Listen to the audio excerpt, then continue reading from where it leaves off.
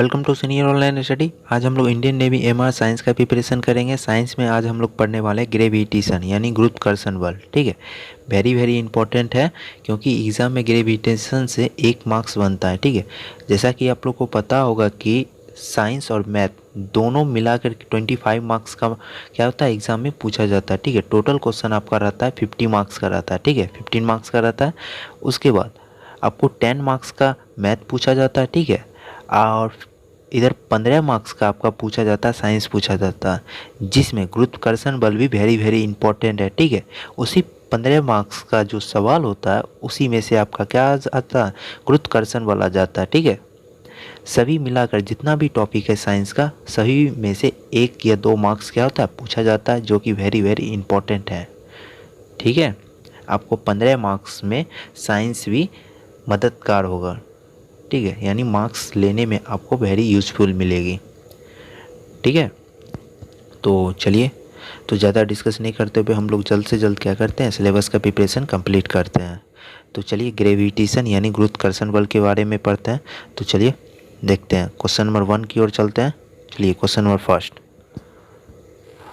गुरुत्वाकर्षण नियम की परिभाषा किसने दी? ठीक है, वेरी इंपॉर्टेंट सवाल है। गुरुत्वाकर्षण नियम की परिभाषा किसने दी? ठीक है, तो चलिए क्वेश्चन नंबर 1 का आंसर देखते हैं। ऑप्शन ए न्यूटन ने, ऑप्शन बी आर्किमिडीज ने, ऑप्शन सी गैलीलियो ने, ऑप्शन डी फैराडे ने।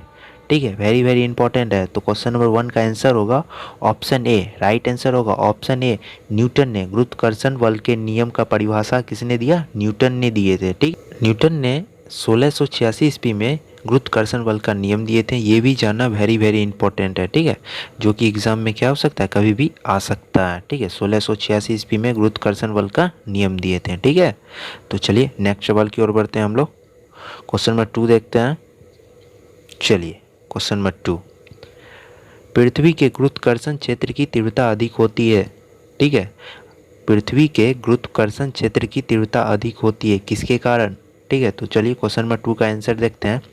ऑप्शन ए ध्रुव पर, ऑप्शन बी विषुवत रेखा पर, ऑप्शन सी पृथ्वी के केंद्र पे, ऑप्शन डी भूपृष्ठ पर। ठीक है, तो चलिए क्वेश्चन नंबर 2 का राइट आंसर होगा ऑप्शन ए, ध्रुव पर। ठीक है, पृथ्वी के गुरुत्वाकर्षण क्षेत्र की तीव्रता अधिक होती है किस पे? ध्रुव पे होती है। ठीक है, तो चलिए नेक्स्ट सवाल की ओर बढ़ते हैं। क्वेश्चन नंबर 3 देखते हैं। आप लोग को समझ में आ रहा है ना सवाल? किसी प्रकार का दिक्कत हो आप लोग बोल सकते हैं। ठीक है, तो चलिए क्वेश्चन नंबर 3, जल की एक बाल्टी को केवल एक हाथों में ले जाने के बजाय, ठीक है, 2 बाल्टी को अलग अलग दोनों हाथों में ले जाना आसान होता है, क्यों? अब समझिए, आप समझ रहे होंगे ये क्या सवाल है। ये सवाल पूछा हुआ है, क्वेश्चन को अगर ध्यान से समझिएगा ना, टोटल सवाल समझ जाइए। ठीक है, ये सवाल वीवीआई है और ये सवाल पूछा गया है 2018 में। ठीक है, एमआर के एग्ज़ाम में, और वो भी 2 शिफ्ट में पूछा गया है। ठीक है, 2 शिफ्ट में एग्ज़ाम में ये सवाल आ गया था। ठीक है,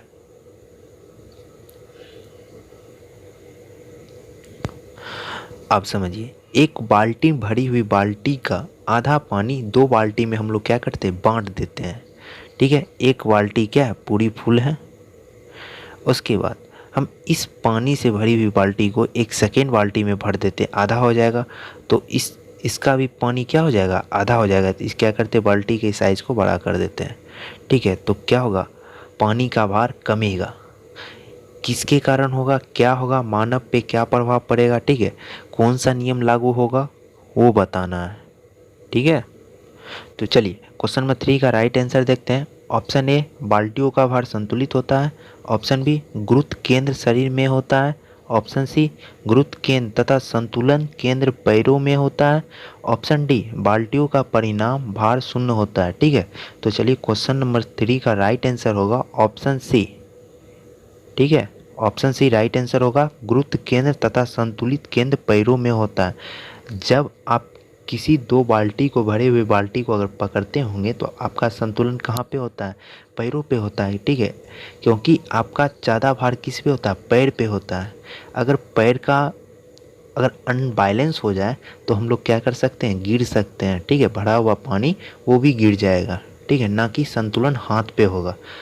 हाथ तो अगर हम लोग चलेंगे तो हाथ तो डोलेगा ही ना, आगे पीछे वो तो होगा ही होगा, लेकिन संतुलन हमारा कहाँ होना चाहिए, पैर पे होना चाहिए। ठीक है, तो चलिए, तो नेक्स्ट सवाल की ओर बढ़ते हैं। चलिए देखते हैं क्वेश्चन नंबर 4।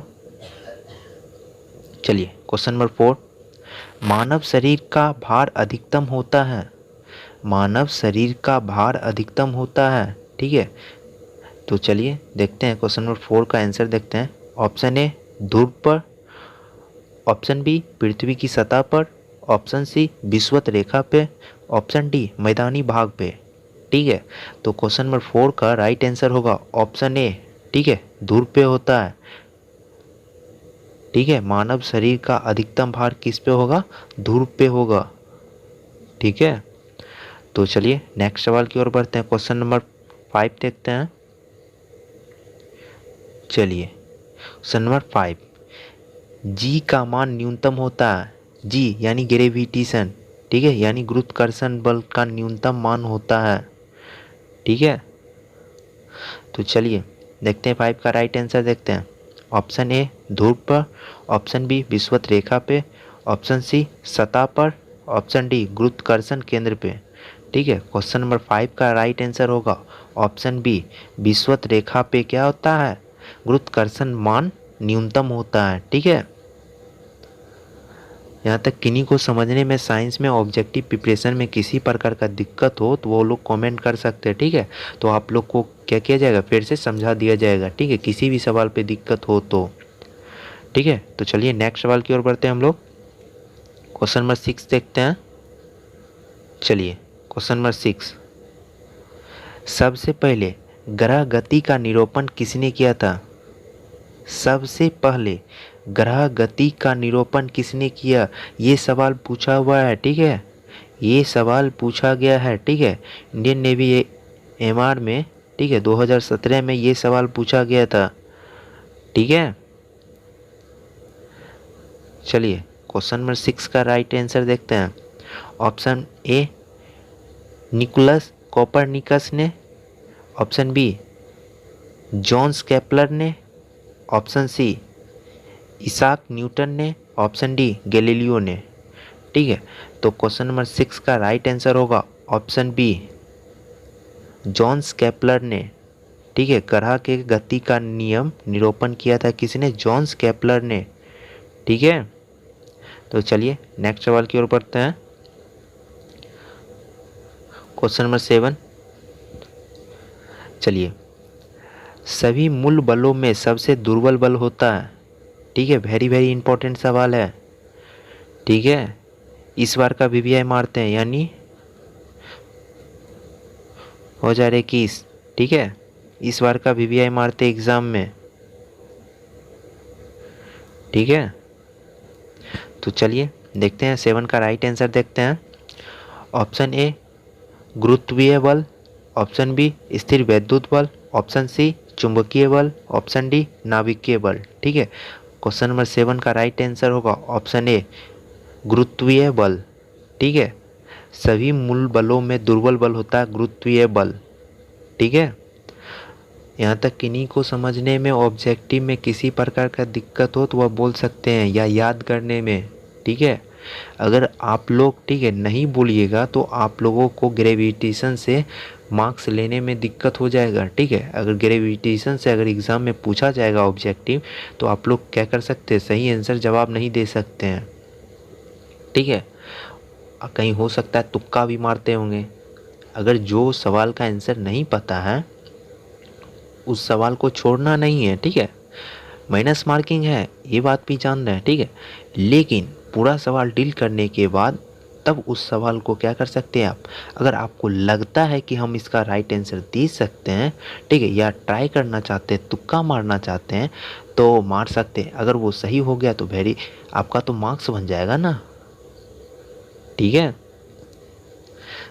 तो चलिए तुक्का मारना भी ना छोड़िएगा। ठीक है, कोशिश कीजिएगा कि तुक्का भी ज़रूर मारे। ठीक है, एक भी सवाल को नहीं छोड़ना है। अब लास्ट में अगर 4-5 बचता है ना तो उसमें से 3 तुक्का मार दीजिए, 2 को छोड़ दीजिए। ठीक है, कहीं हो सकता है बाई चांस अगर तीनों सही हो गया तो और अच्छी बात है। अगर बाई चांस पाँचों आप मारते, कहीं पाँचों गलत हो गया तो आपका मार्क्स कटेगा ही कटेगा, और माइनस मार्किंग में वो जो मार्क्स जो सही हुआ उसमें से भी मार्क्स क्या होगा आपका, कम कर दिया जाएगा। ठीक है, तो चलिए नेक्स्ट सवाल की ओर बढ़ते हैं हम लोग। क्वेश्चन नंबर 8 देखते हैं। चलिए क्वेश्चन नंबर 8, तुल्यकाली उपग्रहों के परिक्रमण की अवधि होती है। ठीक है, तुल्यकाली उपग्रहों परिक्रमण की अवधि होती है। ठीक है, क्वेश्चन नंबर 8 का राइट आंसर होगा, चलिए देखते हैं हम लोग। ऑप्शन ए 365 दिन, ऑप्शन बी 30 दिन, ऑप्शन सी 24 घंटे, ऑप्शन डी निरंतर परिवर्तनशील। ठीक है, तो चलिए क्वेश्चन नंबर 8 का राइट आंसर होगा ऑप्शन सी 24 घंटे। तुल्यकाली उपग्रहों के परिक्रमण की अवधि होती है 24 घंटे। ठीक है, तुल्यकाली जो उपग्रह है वो 24 घंटे में क्या करता है, परिक्रमण पूर्ण कर देता है। ठीक है, तो चलिए क्वेश्चन नंबर नेक्स्ट देखते हैं, क्वेश्चन नंबर 9 देखते हैं। चलिए क्वेश्चन नंबर 9, गुरुत्वाकर्षण नियम लागू होता है। ठीक है, किस चीज़ पर गुरुत्वाकर्षण नियम लागू होता है, और ये भी सवाल पूछा हुआ है। ठीक है, ये भी सवाल पूछा हुआ है, तो चलिए देखते हैं किस चीज़ पर लागू होता है गुरुत्वाकर्षण नियम। ऑप्शन ए अनावेशित कणों के लिए, ऑप्शन बी आकाशीय पिंडों के लिए, ऑप्शन सी ग्रहों के लिए, ऑप्शन डी सभी पिंडों के लिए। ठीक है, क्वेश्चन नंबर 9 का आंसर होगा ऑप्शन डी, सभी पिंडों के लिए होता है। ठीक है, गुरुत्वाकर्षण नियम लागू होते हैं सभी पिंडों के लिए। ठीक है, तो चलिए क्वेश्चन नंबर नेक्स्ट देखते हैं, क्वेश्चन नंबर 10 देखते हैं। चलिए क्वेश्चन नंबर 10, पृथ्वी के केंद्र पर किसी वस्तु का द्रव्यमान होगा। ये भी सवाल पूछा हुआ है, ये भी सवाल पूछा गया है। ठीक है, पृथ्वी के केंद्र पर द्रव्यमान होता है, वस्तु का द्रव्यमान होता है। ठीक है, तो चलिए क्वेश्चन नंबर 10 का आंसर देखते हैं। ऑप्शन ए सतह से कम, ऑप्शन बी स्थिर, ऑप्शन सी सतह से अधिक, ऑप्शन डी शून्य। ठीक है, क्वेश्चन नंबर 10 का राइट आंसर होगा ऑप्शन बी, स्थिर होता है। ठीक है, पृथ्वी के केंद्र पर किसी वस्तु का द्रव्यमान क्या होगा, स्थिर होगा, ना ही उसमें क्या किया जाएगा, ना ही परिवर्तन किया जाएगा, तभी उसमें क्या हो सकता है, परिवर्तन हो सकता है। ठीक है, लेकिन वो स्थिर रहेगा। अगर किसी वस्तु को अगर हम ज़मीन पे रखते हैं, क्या वो हिलता है, डोलता है? ठीक है, नहीं डोलता है ना कि उसका भार कम होता है। ठीक है, ना ही सतह अधिक हो जाती है। जो उसका स्पेस होगा वही लेगा ना, मतलब आपको क्वेश्चन पढ़िए। ठीक है, और ऑब्जेक्टिव का तुलना कीजिए उसके साथ, ऑटोमेटिक आप क्या कर सकते हैं, क्वेश्चन का राइट आंसर दीजिएगा। ये बात आप ज़रूर जानिए। अगर आप क्वेश्चन समझिए, ठीक है, ऑब्जेक्टिव का तुलना उस क्वेश्चन से कीजिएगा ना, अगर ये चीज़ आप समझ जाइए तो राइट आंसर आप दे सकते हैं।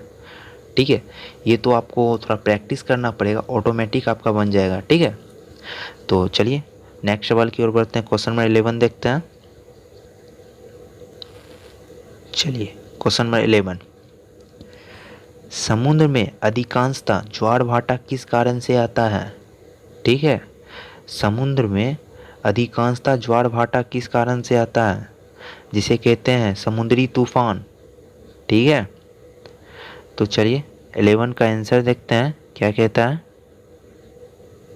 चलिए ऑप्शन ए पृथ्वी के वायुमंडलीय प्रभाव के कारण, ऑप्शन बी पृथ्वी पर शुक्र के गुरुत्वाकर्षण प्रभाव के कारण, ऑप्शन सी पृथ्वी पर सूर्य के गुरुत्वाकर्षण प्रभाव के कारण, ऑप्शन डी पृथ्वी के चंद्रमा के गुरुत्वाकर्षण प्रभाव के कारण।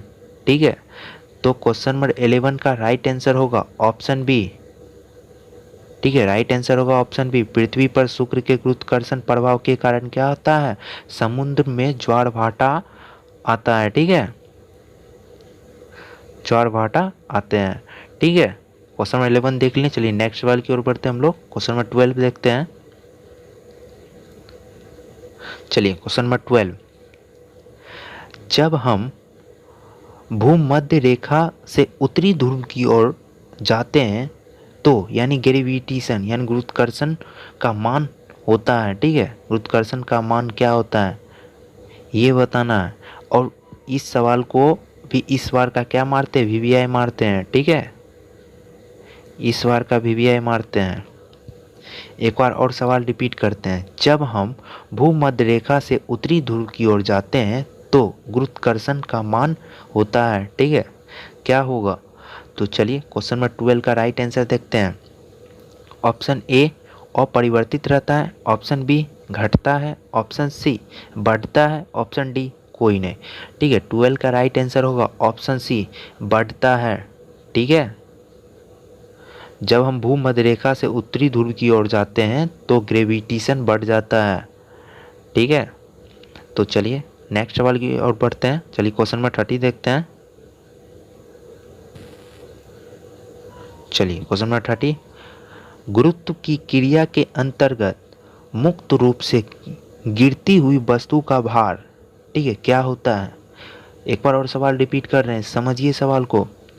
गुरुत्वाकर्षण क्रिया के अंतर्गत मुक्त रूप से गिरती हुई वस्तु का भार होता है। ठीक है, भार क्या होता है वो बताना है। ठीक है, 30 का आंसर देखते हैं। अधिकतम होता है, ऑप्शन बी न्यूनतम होता है, ऑप्शन सी परिवर्तित होता है, ऑप्शन डी शून्य होता है। ठीक है, तो 30 का आंसर होगा राइट ऑप्शन डी शून्य होता है। ठीक है, गिरती हुई वस्तु का भार क्या होगा? शून्य होगा।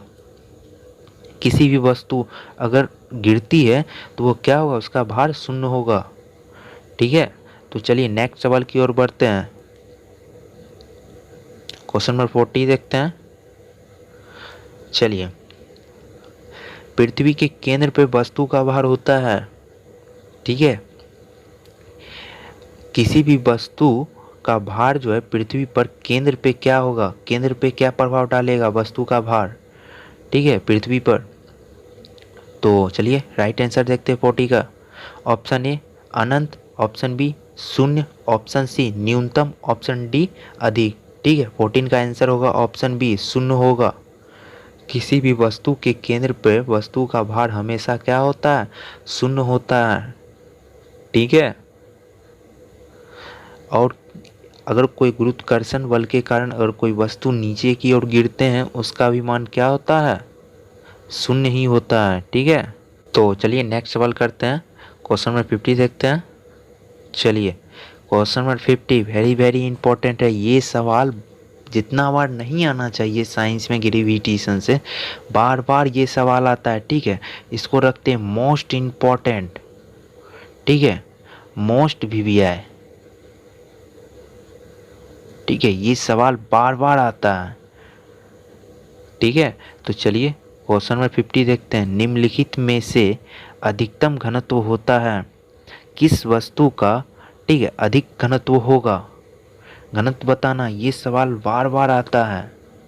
ठीक है, किसी ना किसी हर साल पूछा जा रहा है, लेकिन किसी ना किसी शिफ्ट में, अगर उस शिफ्ट में आ रहा है तो ठीक है, फर्स्ट शिफ्ट में आया तो सेकंड शिफ्ट में ये सवाल नहीं आता है।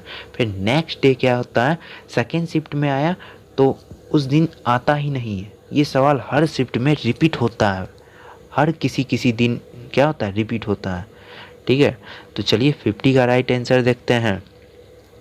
ऑप्शन ए जल का, ऑप्शन बी बर्फ का, ऑप्शन डी हीलियम गैस का, He helium gas, option D oxygen gas. ठीक है, तो अधिकतम घनत्व होगा। ठीक है, 15 का राइट आंसर होगा ऑप्शन ए। ठीक है, राइट आंसर होगा जल का होता है, अधिकतम घनत्व जल का होता है।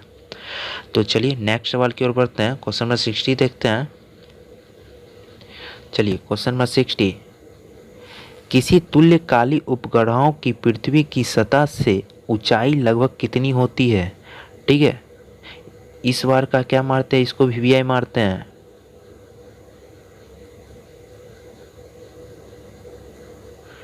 ठीक है, आप लोग भूलिएगा नहीं, इसलिए आप लोग को क्या किया जाता है? बार बार याद दिलाया जाता है।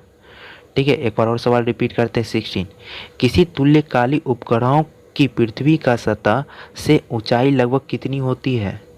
ठीक है, तो चलिए 16 का राइट आंसर देखते हैं। Option A 36,000 kilometre, option B 42,000 kilometre, option C 3000 kilometre, option D कोई नहीं। ठीक है, तो 60 का राइट आंसर होगा ऑप्शन ए 36,000 किलोमीटर होता है। ठीक है, चलिए नेक्स्ट सवाल की ओर बढ़ते हैं। क्वेश्चन नंबर 17 देखते हैं। क्वेश्चन नंबर 17, पृथ्वी का प्लान वेग होता है। ठीक है, वेरी वेरी इंपॉर्टेंट सवाल है। चलिए क्वेश्चन नंबर 17 का राइट आंसर देखते हैं। ऑप्शन ए 15 मीटर प्रति सेकेंड, ऑप्शन बी 21.1 किलोमीटर प्रति सेकेंड, ऑप्शन सी 7.0 किलोमीटर प्रति सेकेंड, ऑप्शन डी 11.2 किलोमीटर। ठीक है, पृथ्वी का प्लान वेग का मान होता है 11.2 किलोमीटर। ठीक है, राइट आंसर होगा। वेरी वेरी इंपॉर्टेंट, इसको भी रखिए। ठीक है, इस बार का, क्योंकि हो सकता है इस बार आ सकता है। ठीक है, तो चलिए नेक्स्ट सवाल की ओर बढ़ते हैं। क्वेश्चन नंबर 80 देखते हैं। क्वेश्चन नंबर 18, किसने कहा ब्रह्मांड में प्रत्येक पिंड एक दूसरे को आकर्षित करते हैं? ब्रह्मांड में जितने भी क्या है पिंड हैं, वो सभी एक दूसरे पिंड को क्या करते हैं? आकर्षित करते हैं। ये किसने कहा? ठीक है, तो चलिए क्वेश्चन नंबर 80 का राइट आंसर देखते हैं। ऑप्शन ए गैलीलियो ने, ऑप्शन बी केपलर ने, ऑप्शन सी न्यूटन ने, ऑप्शन डी कोई नहीं। ठीक है, 80 का राइट आंसर होगा ऑप्शन सी न्यूटन ने कहा। ठीक है, तो चलिए नेक्स्ट सवाल की ओर बढ़ते हैं हम लोग। क्वेश्चन नंबर 19 देखते हैं। चलिए क्वेश्चन नंबर 19 देखते हैं। पृथ्वी की घूर्णन गति बढ़ने पर, ठीक है, गुरुत्वाकर्षण का मान क्या होता है? ठीक है, ये जो है जी जो देख रहे हैं ये गुरुत्वाकर्षण है। ठीक है, अगर एग्जाम में स्मॉल जी का अगर उपयोग किया जाए तो आप लोग समझ जाइएगा ये किसका सवाल है? गुरुत्वाकर्षण का सवाल है। ठीक है, कन्फ्यूजन मत कीजिएगा। ठीक है, बार बार रिपीट कर रहे हैं। तो चलिए 19 का राइट आंसर देखते हैं। ऑप्शन ए अधिक होता है, ऑप्शन बी बढ़ जाता है, ऑप्शन सी अपरिवर्तित रहता है, ऑप्शन डी कम हो जाता है। ठीक है, तो चलिए 90 का राइट आंसर होगा ऑप्शन डी कम हो जाता है। ठीक है, घूर्णन गति में, ठीक है, गुरुत्वाकर्षण मान क्या होता है? बढ़ने पर गुरुत्वाकर्षण मान घट जाता है।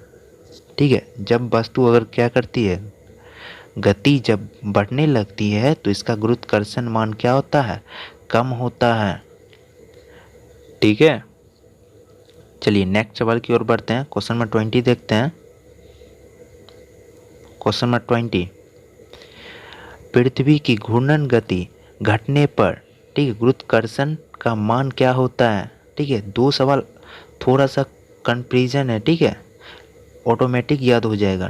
ठीक है, तो चलिए 20 का राइट आंसर देखते हैं। ऑप्शन ए अधिक, ऑप्शन बी बढ़ जाता है, ऑप्शन सी अपरिवर्तित रहता है, ऑप्शन डी कम हो जाता है। ठीक है, 20 का राइट आंसर होगा ऑप्शन बी। ठीक है, बढ़ जाता है। जब पृथ्वी क्या रहता है, घूर्णन गति जब स्थिर रहती है तो, ठीक है, गुरुत्वाकर्षण मान क्या होता है? वो बढ़ जाता है। ठीक है, बढ़ते हैं, ये बात याद रखिएगा। जब घूर्णन गति में जब वो बढ़ता है तो गुरुत्वाकर्षण मान क्या होता है? घटता है। जब वो अगर वह स्थिर रहेगा तो उसका गुरुत्वाकर्षण मान क्या होता है? बढ़ जाता है। ठीक है, बस थोड़ा सा अंतर है, ये चीज़ समझ जाइएगा तो दो सवाल आपका क्या होगा? ग्रेविटेशन से पूरा याद हो जाएगा। ठीक है, अगर ग्रेविटेशन का आज का क्लास आप लोग को कैसा लगा, ठीक है, कमेंट सेक्शन में ज़रूर बताइएगा। और कोशिश कीजिए ज़्यादा से ज़्यादा स्टूडेंट को जोड़ने का प्रयास कीजिए। इसी तरह आप लोग को क्या मिलेगा? ऑब्जेक्टिव का प्रिपरेशन अच्छा से करवाया जाएगा, जो कि आपको इंडियन नेवी में एक सिलेक्शन लेने में किसी भी प्रकार का क्या हो, दिक्कत ना हो। ठीक है, तो चलिए आज का क्लास यहीं तक रहने देते हैं। नेक्स्ट डे हम लोग हिस्ट्री का प्रिपरेशन करेंगे।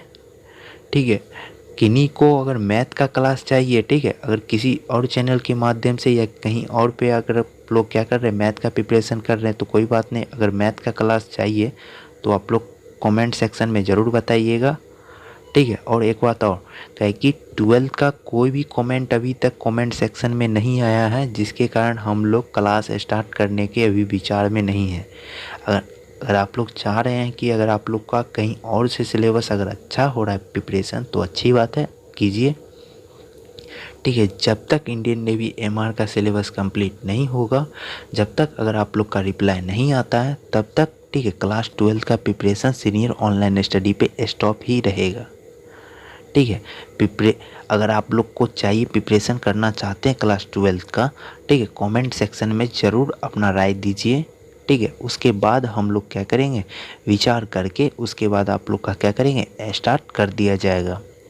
अगर ज़्यादा अगर स्टूडेंट का डिमांड होगा तब हम लोग क्या कर सकते हैं, क्लास 12 का प्रिपरेशन स्टार्ट कर सकते हैं, ना तो वो स्टॉप ही रहेगा। ठीक है, अभी इंडियन नेवी एमआर का अच्छा रिस्पॉन्स आ रहा है, स्टूडेंट का टोटल सब्जेक्ट कंप्लीट करना है। ठीक है, टोटल सिलेबस कंप्लीट करना है। ठीक है, वीडियो का मांग बहुत ज़्यादा आ रहा है। ठीक है, अब हम लोग जल्द से जल्द क्या करेंगे, एक दिन में 2 वीडियो प्रोवाइड करेंगे, जिससे उन लोगों का क्या हो, जल्द से जल्द सिलेबस कंप्लीट हो जाए।